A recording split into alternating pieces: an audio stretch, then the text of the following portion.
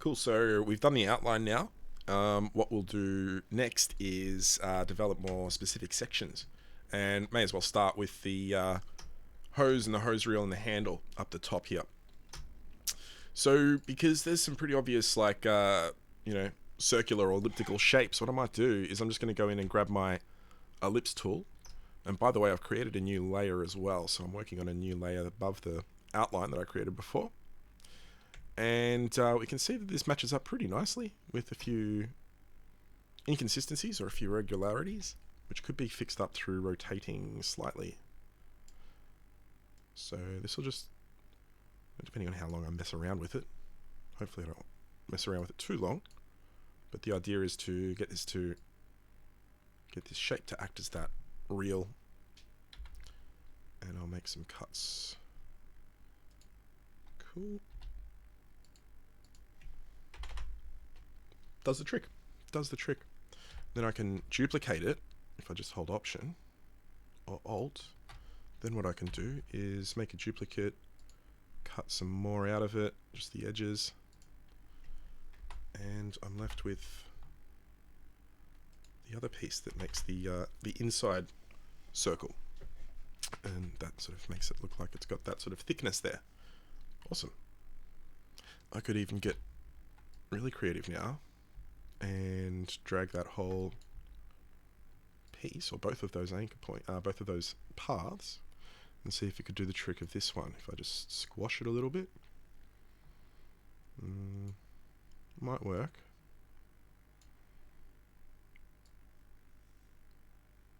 Probably does. Might need to make a few more changes, like another rotation change perhaps. But this is just another opportunity to do a bit of repetition, or to use some repetition. There's obviously some issues up here which could be helped if I just select the anchor point and drag it back a little bit. Same for this one. And things like this. Doesn't look too bad. It's okay. It's okay. That's the main thing. Same thing down here. I might just select these points, drag them up a little bit.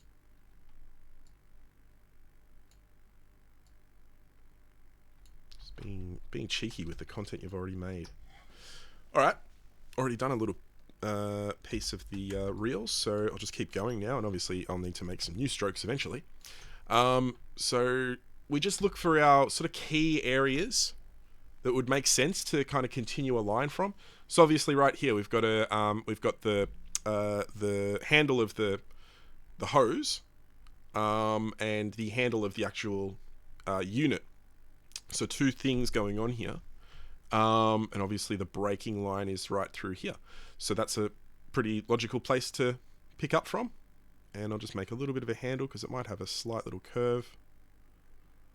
And away we go, tracing again.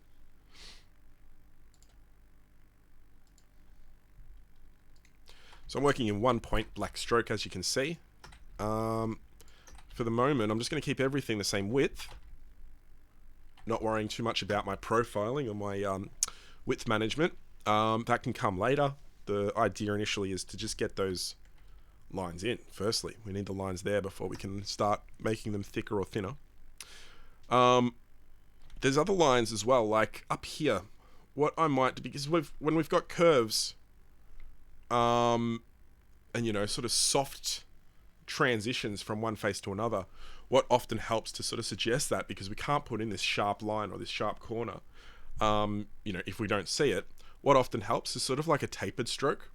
So I might actually do one example of it here, because we can kind of see here that there's not like a very evident line. There might be, it's sort of due to the shading and the highlights and stuff, but I could make a sort of broken line here with two sort of tapered points that kind of gives it that suggestion of a curve, and that would look something like this. So I'll just make the path, and another thing I might do at this point is just lock the outline layer so I don't accidentally put anything on that. Alright, so maybe right there is where one can break, or maybe just a little bit further down. Okay, and now another one here. So it looks pretty kind of consistent in the colouring through there, so it doesn't necessarily need to be a line right there. There may be, and you know, this might not make a lot of difference, but it's good to try this kind of stuff to see if it does give you a more effective result. So I could try and find a default profile, this one here, but if I feel like it gets too thin too quickly, I could use my width tool, which I think I will do.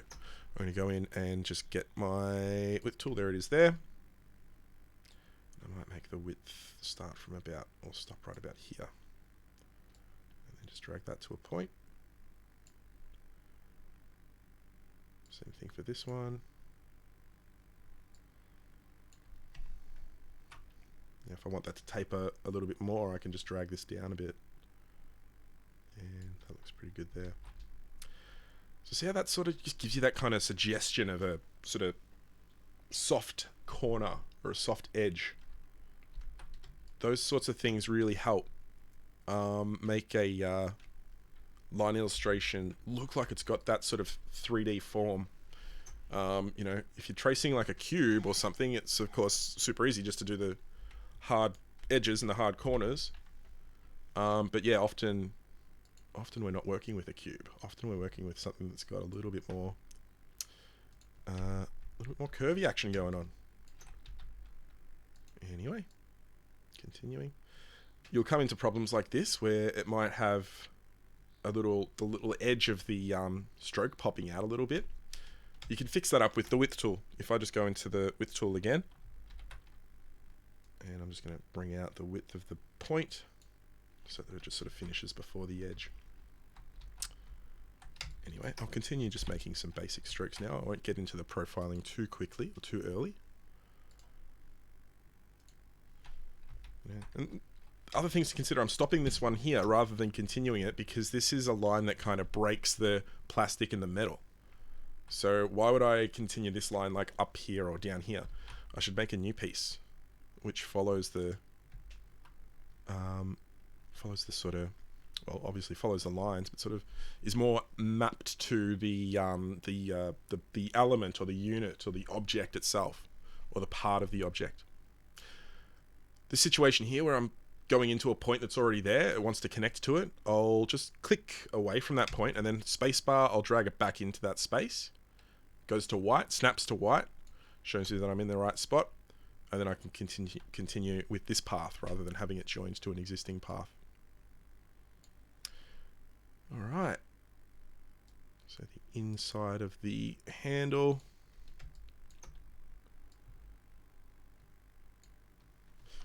Don't like that. This curve's a bit... Let's see what we can do here. This handle's too low, so I might just bring this back and not have the handle so influential. That's better.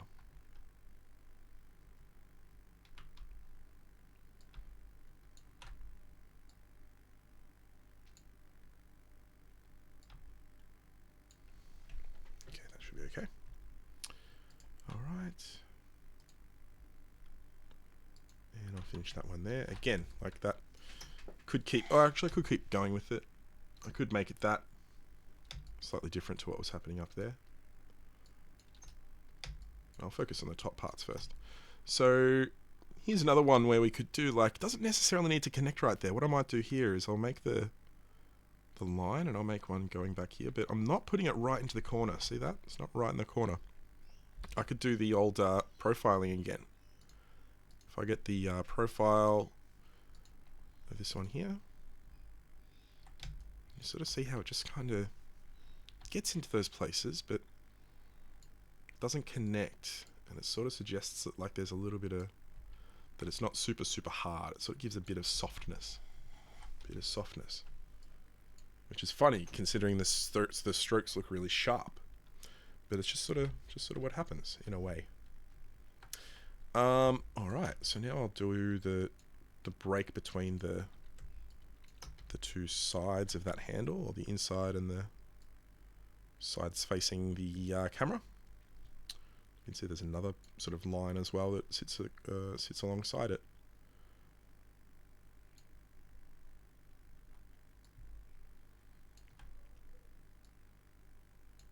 So these seems to meet up pretty clearly with the edges.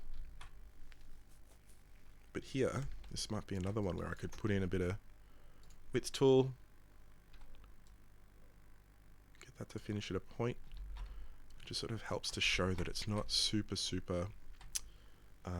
like right edge, right angle, sharp edge. It's got a bit of softness to it. Alright, I might do the same thing over here with this one. So see, what's actually happening is the light is reflecting off that rounded corner. So it's like this sort of negative area within this darker area. And, you know, if we were doing this with fills, we could do that through like a white sort of break in the fill, or a negative space within the fill. But through line, it's harder to communicate that. So we just have to translate it into the closest approximation in terms of the shape or the facet that we would see. And we can see here that there's a bit of a, like if we were to look at this like on the side here, it would have a rounded top, this part of the handle. So what I might need to do is put in a bit of curve that goes like that to sort of suggest that there's that shape. And I might do that from here, starting very straight. And then what I think it needs is a little bit of a curve right here. So again, going back to the width tool, I can come in, bring the point down, and obviously need to add some more width back up here. But it sort of helps to suggest that that's the shape, that's the sort of shape that face makes. There we go. Cool, so just continuing.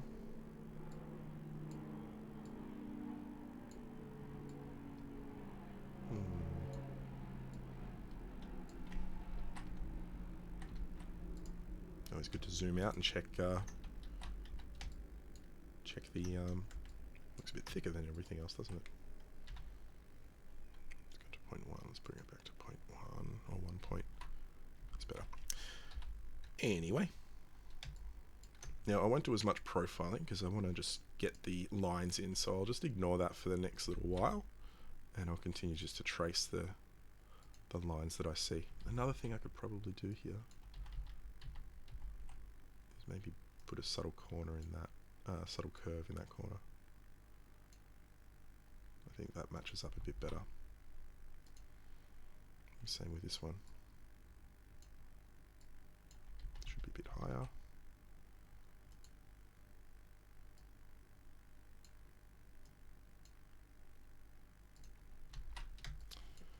Alright, so well, we've got everything up there done. There's a few ridges here which I might just do.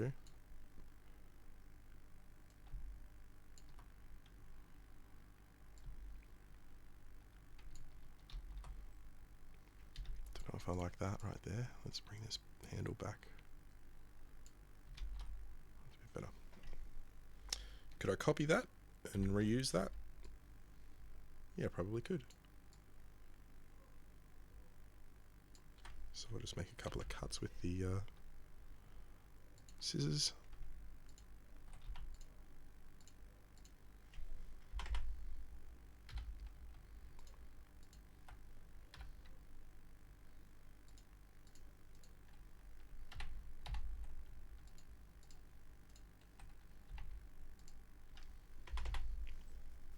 All right.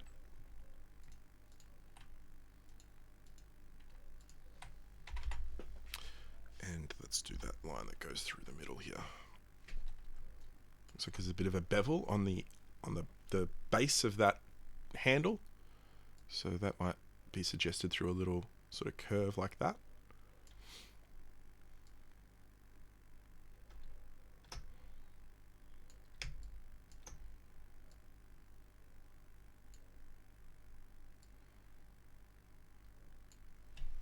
Okay, so just those sort of subtle sort of curves there. Sometimes a bit tricky to get right, but let's see how we go. I'll just make those ones just a bit thinner because they the inside the object, of course. And the other thing I might do is just give them that sort of softer profile, that sharper point, really. What could work here, what I think will work here, is a stroke that comes in and sort of signifies how there's that gradual transition from one face to another face, and the width tool again, bringing that in and getting a point happening like that. That really helps to sell it. Oops. Oh, just need to fix up the width of the base as well. Ooh. Yeah. I'm zoomed in. I'm worried about that. Do I need to worry? No, I don't. Like if I zoom out and I see that's not noticeable, that's fine.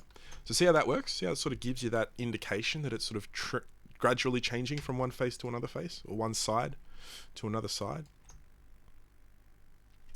Let's do another sort of line that gives us an indication of that depth, or that bevel rather, in the base of the handle. Bring it to a lower, and maybe 0.5 for this one as well. There we go, that's looking alright. So continuing now. So what I might do now is, and I could use the ellipse tool. I'm thinking about doing the hose. And of course the hose is really just one sequence, one type of stroke that's kind of repeating like 8 or 9 times or however many. So I could use the ellipse and cut a portion of it. But what I might do instead is just use the pen tool, because I feel like there might be some irregularities. It might be better suited to be done with the pen tool.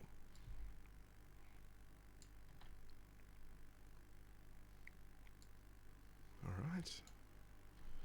It's a very simple stroke, so it hasn't taken very long. Alright.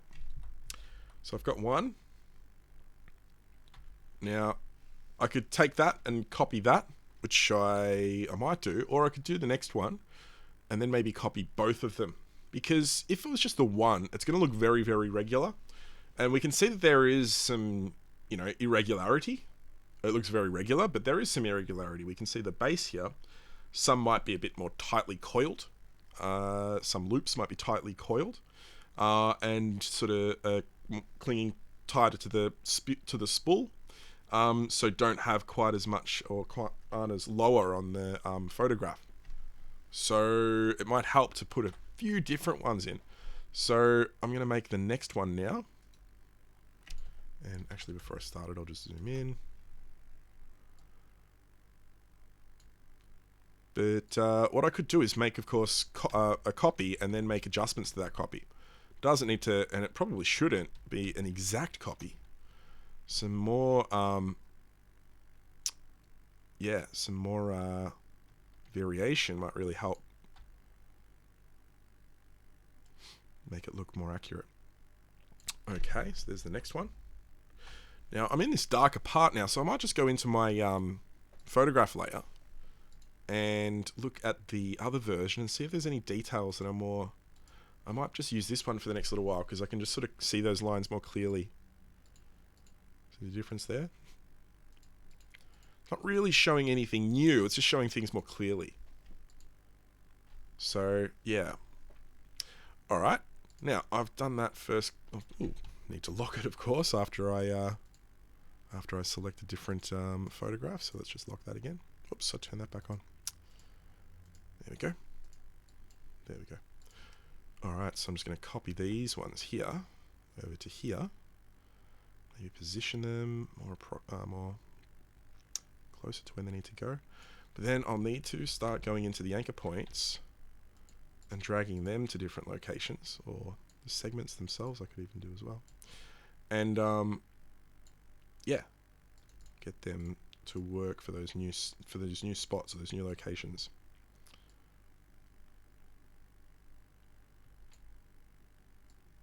Oh, don't want it to go too haywire. Okay.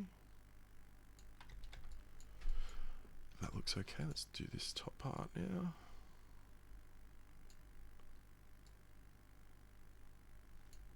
get my anchor point tool and fix up those handles. What's going on here? That's cut. How did that cut? I must have touched that with my scissors.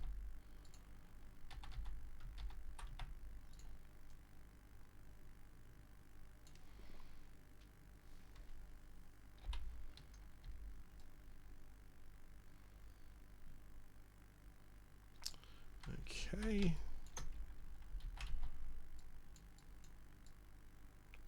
We'll bring in the anchor points a bit. Depending on how much mucking around I do, it might not be as time saving as I had hoped. But it's always good to try things, isn't it?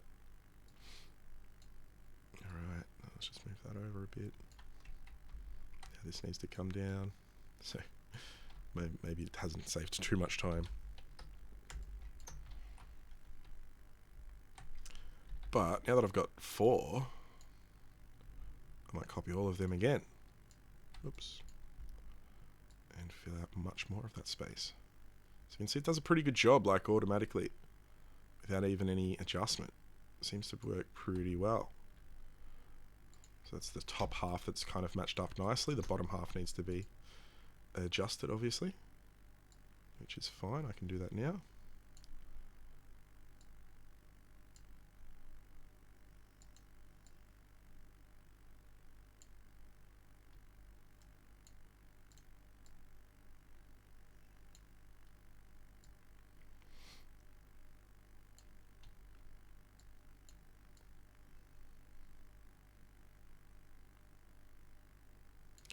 You can see that this goes a little bit lower than it probably should, but that's not a huge deal.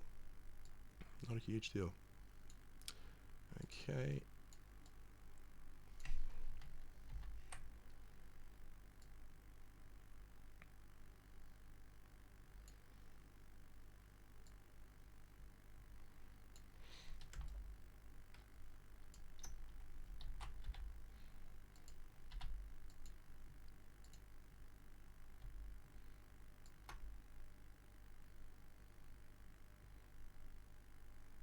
Cool. Might even just cut that piece there. That looks pretty good. And finally, this one here. Actually, is that final? Might be one more stroke that I need to bring in.